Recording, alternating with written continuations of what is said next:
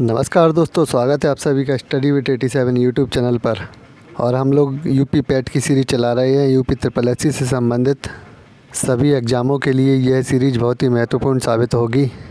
UP PAT की इस series की आज यह 7वीं वीडियो है, जिसमें हम सभी विषयों से संबंधित प्रश्नों को इस वीडियो में लेकर आए हैं। इन विषयों में प्राचीन भारत, आधुनिक भारत, मध्यकालीन भारत, इतिहास के तीनों भाग शामिल हैं। भूगोल, राजनीति शास्त्र, सामान्य हिंदी, सामान्य विज्ञान, उत्तर प्रदेश स्पेशल, कंप्यूटर, ग्राम समाज और विकास, सभी विषयों से संबंधित प्रश्नों को एक साथ इस सीरीज में कवर कर रहे हैं। तो चलिए शुरू करते हैं वीडियो को।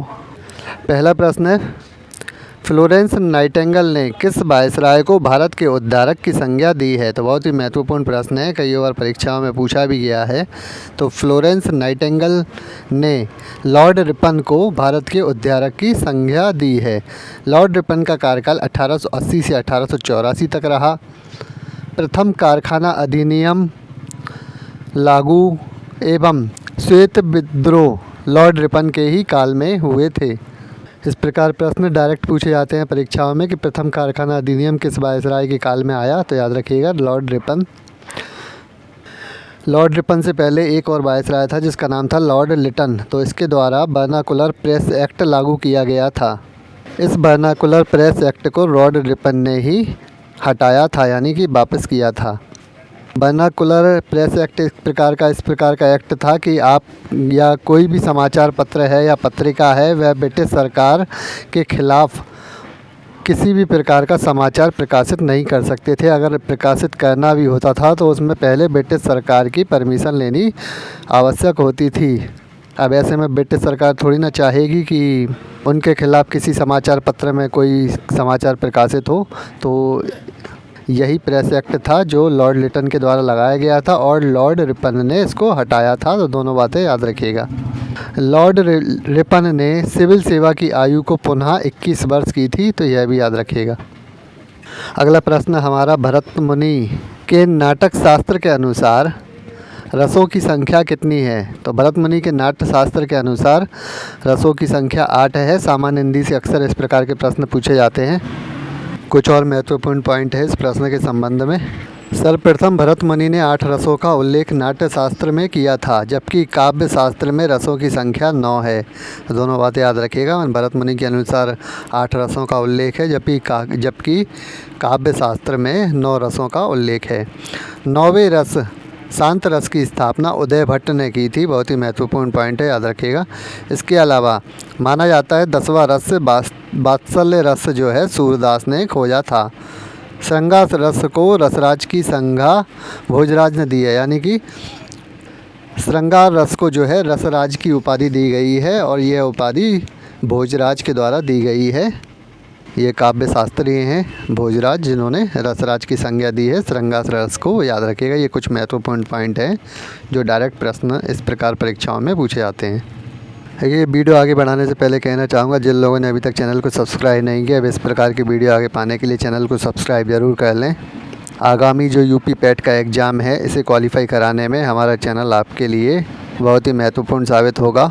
हमारी इस सीरीज़ में हम जीएस का जो पोर्सन है, यूपी पैट में जीएस के अधिकतर प्रश्न पूछे जाएंगे, उन सभी जीएस प्रश्नों को हम इस सीरीज़ में कवर कर रहे हैं। वे सभी विषयों पर आधारित हैं। साथ ही ये सीरीज़ जो है यूपी ट्रिपल एससी के सभी एग्ज़ामों जैसे यूपी लेखपाल, lower PCS, BDO, junior assistant, नलकूप चालक वगैरह, इन सभी के लिए बहुत ही महत्वपूर्ण साबित होगी। तो चलिए आगे देखते हैं अगला प्रश्न। अगला प्रश्न प्राचीन भारत हिस्ट्री पर आधारित है। इंडिका नामक पुस्तक किस यूनानी राजदूत ने लिखी थी? तो बहुत ही महत्वपूर्ण प्रश्न है। इंडिका नामक पुस्तक जो है यूनानी राजदूत मेगास्थनीज के द्वारा लिखी गई थी। मेगास्थनीज को चंद्रगुप्त मौर्य के दरबार में सेल्यूकस निकेटर ने भेजा था। मेगास्थनीज ने ग्रीक अथवा यूनानी भाषा में इंडिका नामक पुस्तक लिखी थी। इस पुस्तक में भारतीय समाज को 7 भागों में बांटा गया है। यह प्रश्न भी पूछा गया है पीसीएस में कि जो इंडिका नामक पुस्तक है उसमें मेगास्थनीज ने भारतीय समाज को कितने भागों में बांटा है? तो याद रखिएगा 7 भागों में बांटा है। सेल्यूकस निकेटस महान सिकंदर का सेनापति था, यानी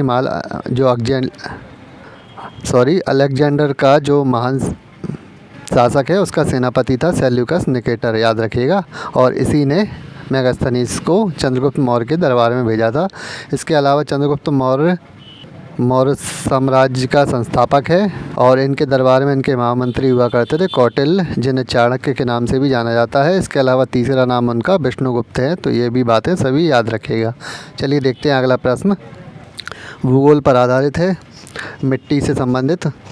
रेगुर मिट्टी को अन्य किस मिट्टी के नाम से जाना जाता है? तो बहुत ही महत्वपूर्ण प्रश्न है। रेगुर मिट्टी को जो है काली मिट्टी के नाम से जाना जाता है, या ऐसा कह सकते हैं काली मिट्टी को रेगुर मिट्टी के नाम से भी जाना जाता है। हमारी जो ज्योग्राफी की सीरीज़ चल रही है उसमें मैंने मिट्टी पर आधारित पूरी वीडियो कंप्लीट की है, जिसमें मिट्टी से संबंधित जितने भी प्रश्न बनते हैं सभी उस वीडियो में शामिल किए हैं, तो जिन्हें आप जाके प्लेलिस्ट में चेक कर सकते हैं। चलिए देखते हैं, काली मिट्टी अथवा रेगुर मिट्टी का निर्माण बेसाल्ट एवं लावा से होता है। काली मिट्टी में कार्बनिक पदार्थों की अधिकता होती है, यानी काली मिट्टी में जो कार्बनिक पदार्थ है वे अधिक मात्रा में पाए जाते हैं। जबकि भारत में सर्वाधिक जलोढ़ मिट्टी पाई जाती है, यह भी बात याद रखिएगा। और यह जो जलोढ़ मिट्टी है ये नदियों द्वारा लाई गई है, यानी कि नदियों के साथ जो बहकर आती है वह मिट्टी जलोढ़ मिट्टी कहलाती है। और जलोढ़ मिट्टी के दो प्रकार हैं, बांगर और खादर, पर भी प्रश्न पूछे जाते हैं। इनकी पूरी डेफिनेशन मैंने आपको मिट्टी की उस वीडियो में दी है जो ज्योग्राफी की सीरीज़ में शामिल है, वहाँ प्लेलिस्ट में आप जाकर चेक कर सकते हैं। चलिए देखते हैं अगला प्रश्न, यूपी स्पेशल से संबंधित। उत्तर प्रदेश के प्रथम विधानसभा अध्यक्ष कौन थे? बहुत ही महत्वपूर्ण प्रश्न है। पुरुषोत्तम दास टंडन जो है विधानसभा के प्रथम अध्यक्ष थे उत्तर प्रदेश के। तो और भी महत्वपूर्ण पहले व्यक्ति हैं जिनके विषय में अक्सर प्रश्न बनते हैं, तो देख लीजिए। उत्तर प्रदेश के पहले राज्यपाल होमरस मोदी जी थे। कि यहाँ काफ़ी लोगों को कन्फ्यूजन होती है कि पहले जो राज्यपाल हैं या पहली राज्यपाल सरोजिनी नायडू थी। हाँ, यह बात भी सही है, परंतु उस समय उत्तर प्रदेश का जो नाम था संयुक्त प्रांत था, तो संयुक्त प्रांत की पहली राज्यपाल जो है सरोजिनी नायडू थी। जबकि उत्तर प्रदेश नामकरण के बाद जो पहले राज्यपाल बने वह होमरस जी मोदी थे। और अगर पूछा जाता है कि पहली महिला राज्यपाल कौन है, तो आपको सरोजिनी नायडू ही टिक करना है।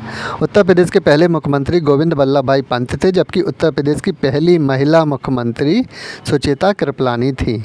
तो ये सभी महत्वपूर्ण पॉइंट हैं। चलिए देखते हैं अगला प्रश्न, सामान्य विज्ञान पर आधारित है। इलेक्ट्रॉन की खोज किसके द्वारा की गई थी?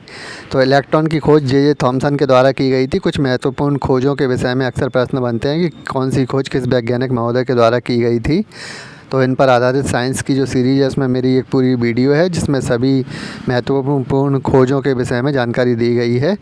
और जो अक्सर प्रश्न पूछे जाते हैं वो उन पर आधारित कुछ पॉइंट मैंने इस प्रश्न में दिए हैं। इलेक्ट्रॉन के अलावा प्रोटॉन और न्यूट्रॉन की खोज के विषय में भी पूछा जाता है। तो प्रोटॉन की खोज रदरफोर्ड के द्वारा की गई है, न्यूट्रॉन की खोज चैडविक के द्वारा की गई है। इसके अलावा जीवाणु की खोज ल्यूवेनहॉक के द्वारा की गई है। विषाणु की खोज इवानावस्की ने की है। इसके अलावा कवक को और देख लीजिए, कवक की खोज माइकेली ने की है या माइकेली के द्वारा की गई है। ये कुछ महत्वपूर्ण खोजें हैं, इन पर अक्सर यूपी SSSC में प्रश्न पूछा ही जाता है। तो कुछ महत्वपूर्ण खोजें और भी हैं जिनको आप प्लेलिस्ट में जाकर साइंस की आप वीडियो चेक कर लीजिएगा। चलिए देखते हैं अगला प्रश्न। अगला प्रश्न इतिहास के मध्यकालीन भारत पर आधारित है। निजामुद्दीन औलिया ने किस शासक के लिए कहा था कि दिल्ली अभी दूर है? बहुत ही महत्वपूर्ण प्रश्न है, PCS में कई बार पूछा भी गया है, यूपी SSSC में भी एक बार पूछा जा चुका है। तो याद रखिएगा, गयासुद्दीन तुगलक जो है इसने कहा, इसके लिए कहा गया था निजामुद्दीन औलिया ने।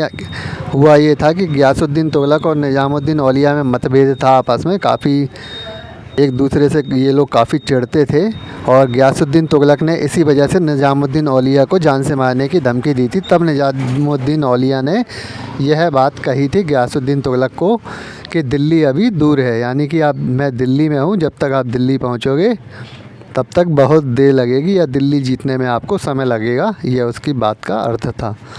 और कुछ महत्वपूर्ण पॉइंट और हैं। तुगलक वंश के शासक गयासुद्दीन तुगलक ने सर्वप्रथम गाजी की उपाधि हासिल की थी। तो दिल्ली सल्तनत में सर्वप्रथम तुगलक वंश का यह शासक था गयासुद्दीन तुगलक, जिसने इस गाजी की उपाधि को हासिल किया था। इसने मंगोलों से 29 बार युद्ध किया था, यह भी याद रखिएगा।